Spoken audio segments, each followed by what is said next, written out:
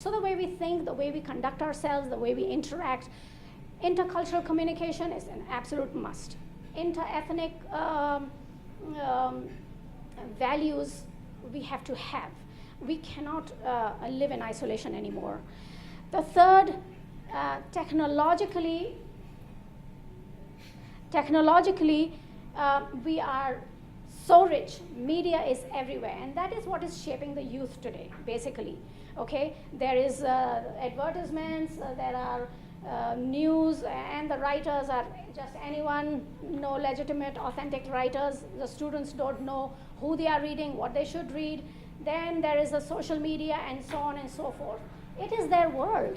That is what that is what is is shaping them. So we have to bear that in mind as well. The fourth is the economy now is changing from being, from those industrial era times, slowly shifting to manufacturing, to now focusing on services, because that is what services everywhere. Actually, if you think about it, and when we talk about service, is not just serving, but also what you want people to see you as. So basically, positioning. And the last is skills, but actually it's not last, it is the most important. Skills are taking precedence not only in the workplace, in our daily lives. If you may have all the knowledge you have, but if you don't have the skills, then you won't even be noticed. So that is important, and that's the reason why it has to change. Actually, there are multiple reasons. I just picked up what I thought were very important, 5 of them.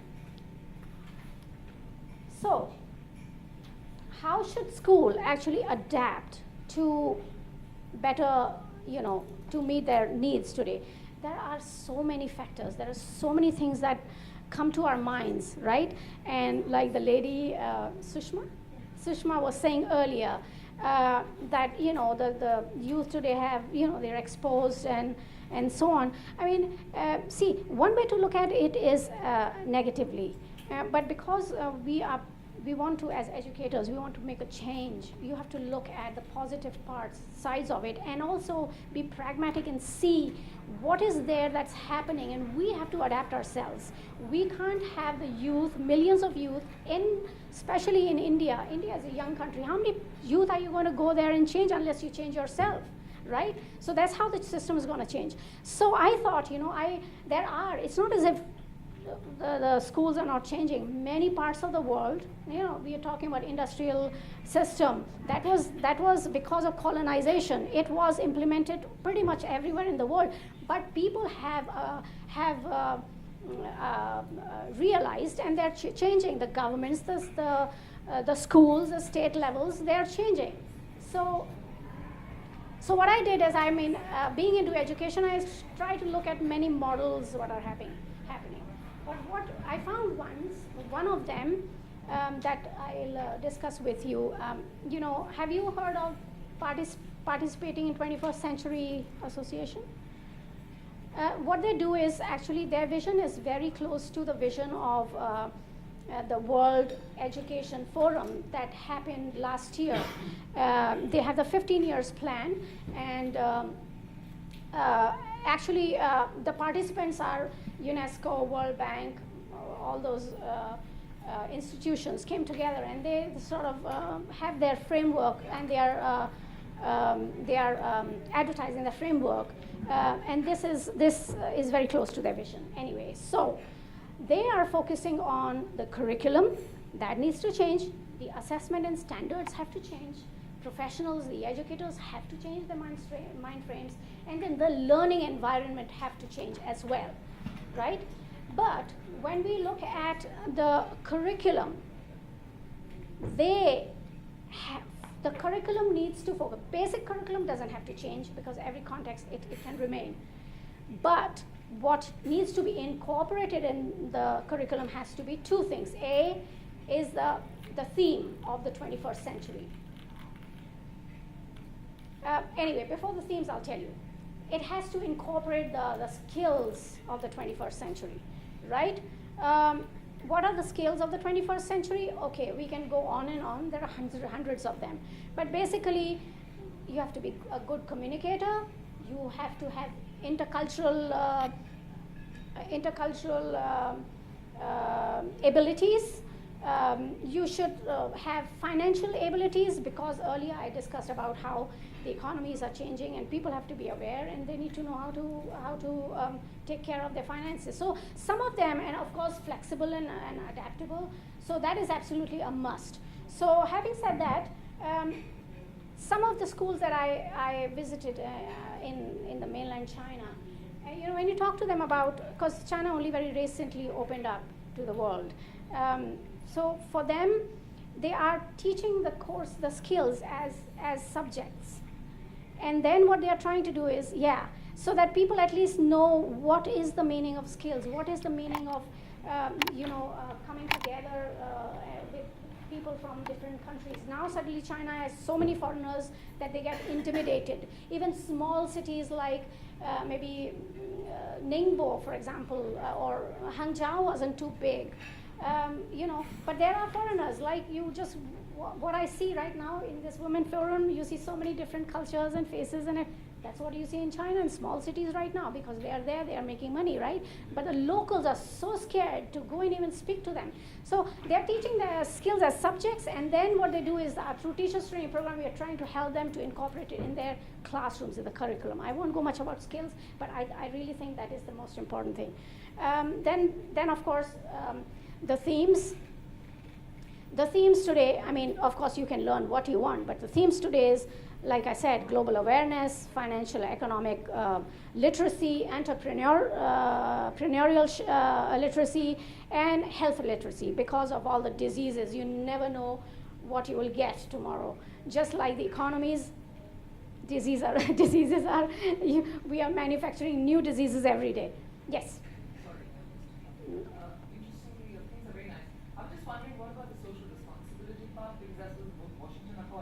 Yes. Yes. Yes. Yes. We are talking about the 12 attributes, specifically the engineering sector. Yes. And social responsibility has also come up as a very Yes. Pardon me if I missed. I did not incorporate. Like I told you, I changed my PowerPoint to something very serious to something extremely unserious. I think I did that all last night. I removed everything because I thought, I don't know what kind of audience is or whether I'll have anybody, So I thought, okay, let me make it very simple. So yeah. In fact, I did not even plan to be the speaker, like formal speaker. I wanted to interact, which I will, and ask your experiences, because I know a lot of you are educators. Are you? Yeah, that's a great. Yeah, are you? Yes, I'm into education.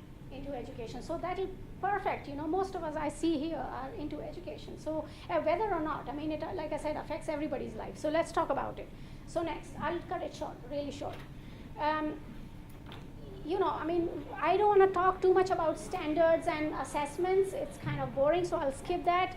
But yes, you have to match the standards. Standards meaning what you have a plan, and what do you want to get out of that is a standard in a nutshell, right? As well as the assessment. In India, I know, in China, I know they focused, up until very recently, a lot on summative assessments. If you sit here, you will be able to see the slides.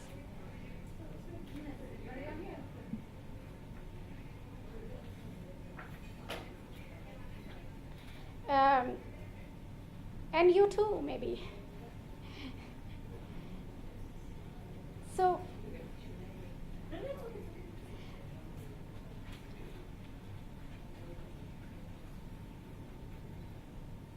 So actually in China, what I've seen is that they focus so much on summative assessments, which is like, taking tests every 3 months, quarterly, half yearly, whatever. And I know when I was younger, living in India, that's what I did in school.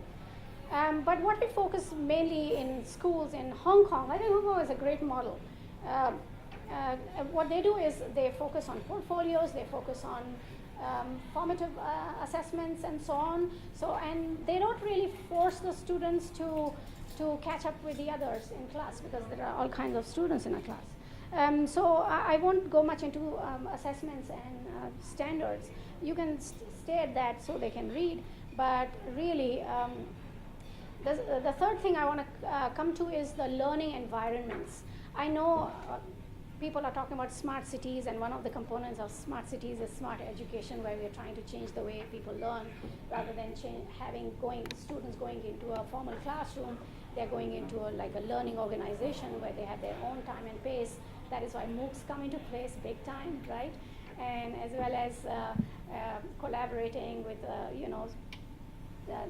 the educators. Like for example, me, I teach a course on fashion communication. I teach that course in Hong Kong, but I have my students sitting in Oklahoma, Pennsylvania, Milan, and Hong Kong. And we plan to expand. So what's happening is students are interacting. Something comes to their mind. They're taking, for example, they see how fashion is branded in India, and they take a particular fashion model or a fashion mall or whoever, and then they want to know instantly. They want to know, what's happening in the U.S. in this particular part of the world, or how did this Italian brand became so popular, and they want to. Instantly they're able to connect. So we connect them via our university, we connect them to students globally, and they're able to, and so what happens is, like, the people talk about flipped classrooms. Actually, that's the best way to be. So rather than, where's Sushma? I'm not after your life, but because you are the one who spoke before me, you said, oh, it's like, they are becoming distracted.